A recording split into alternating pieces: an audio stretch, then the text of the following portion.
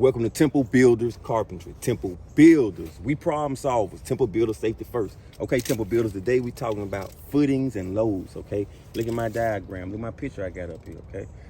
The same thing, okay? Just like this is a house, that's if you had a pound cake, you slice that pound cake and you can look at the layers of that pound cake. That's what we're looking at right here with this house, okay?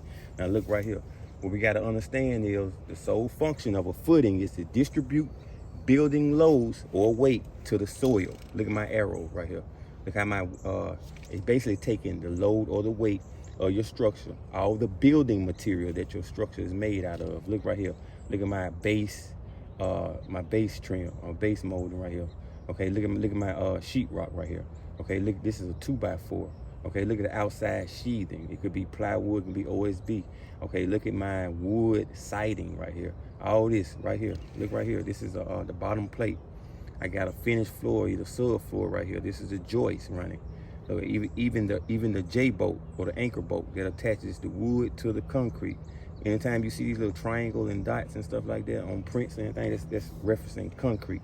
Now my arrow is showing you the load. It's transferring or distributing the load down to the soil. Look right there. Now you gotta have a footing. Look what the footing does. Look how wide the footing is, wider than the foundation wall. That's done on purpose. That's done to basically enlarge the surface area. Okay, you enlarging the surface area so you can distribute the weight. Okay, because your soil has a certain amount of soil capacity or load bearing capacity, right? You don't want to exceed your soil's load bearing capacity, so you widen your footing, okay, in order to distribute the load. Okay, let's keep on going. Look at this. Look at the gravel right here. Then we got the basement slab, foundation slab.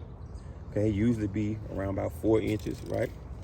So footings must be placed on undisturbed or compact soil. Okay, that's one bullet point. Okay, also another bullet point is it got to be large enough. The footings have to be large enough to not exceed the load bearing strength of soil. That's what I was talking about. Another bullet point, the footing has to be below the maximum depth of frost line. Okay, that's another thing. You got to take that frost line into consideration. Also, when you dig in the ground, you got to take in consideration the water table. Okay, but let's talk about some different types of loads as well. Okay, so your house would go through several cycles or dynamics. Okay, so let's talk about these loads. You got live load, you got dead load, you got wind load, snow load, earth load, rain load. Okay, first of all, let's talk about live load and dead load. All right, now look at this dead load. This your dead load. Your dead loads are the weights in pound per square foot. Okay, if you don't know what a square foot is, this is a square foot. 1 foot this way, 1 foot this way. If you were seeing those little tiles, vinyl tiles, you got 1 foot, 1 foot. That's a square foot. Okay, so dead loads are the weight in pounds per square foot. See right here, PSF. Okay, is a weight per pound per square foot of the building material. Okay, so all your building material is your dead load. Okay, look right here, the roofing, the sheetrock, everything. But see, it's empty. Let's go down here, live load. Look right here, this person right here is snoring soundly. Okay, this person, the bed, the table, the light right here, this lamp.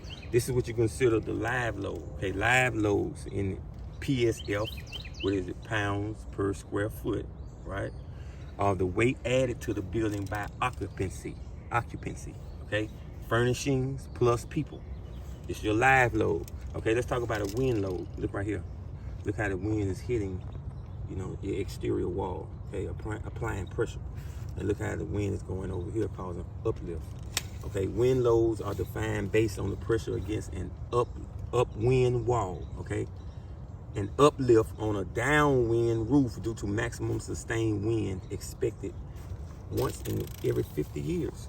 Okay, so this is what you're dealing with right here. Okay, look right here. The pressure is hitting your exterior wall, causing uplift right here by the wind. Let's go right here to the snow load. Then we're gonna go on. Okay, snow load is the maximum weight of snow in pounds per foot, right? It's per square foot expected on horizontal surface once in 50 years, okay? Look at the snow load coming on here. So this is just a little example of these different loads, and I want to talk about footings to give you an understanding of what's going on, okay? If you like this information, hit the like button, subscribe, hit the notification bell, become my apprentice, Temple Builder.